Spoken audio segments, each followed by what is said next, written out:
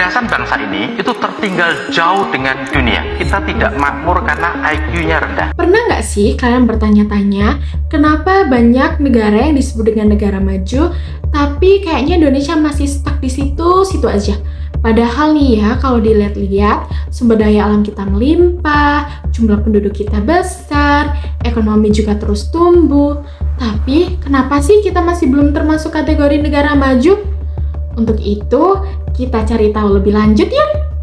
Negara maju adalah negara yang masyarakatnya sejahtera, pendidikannya maju, ekonominya stabil, teknologi berkembang, dan kualitas hidup warganya tinggi.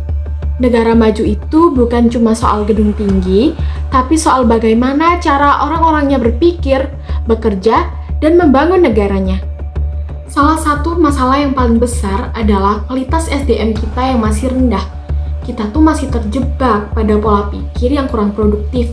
Kita ambil contoh yang sering terjadi, yaitu masyarakat yang masih mengaitkan hal-hal dengan mitos.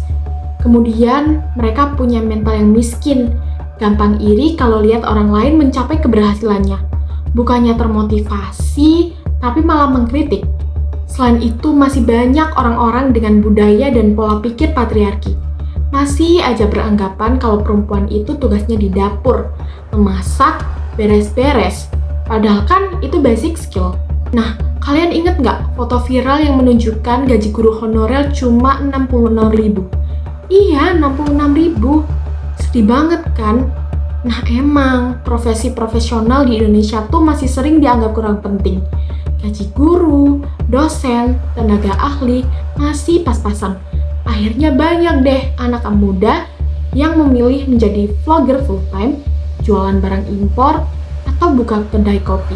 Karena kan lebih cuan ya. Nah, selain faktor-faktor tadi, kalian tahu nggak? Ternyata faktor geografis juga berpengaruh loh. Kok bisa? Jadi, Indonesia kan berada di garis khatulistiwa yang membuat kita rentan terkena penyakit, cepat lelah karena panas, dan akhirnya produktivitas pun menurun.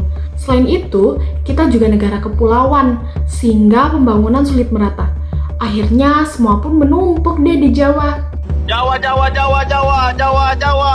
Jadi udah jelas kan, banyak faktor yang membuat negara Indonesia belum bisa disebut dengan negara maju.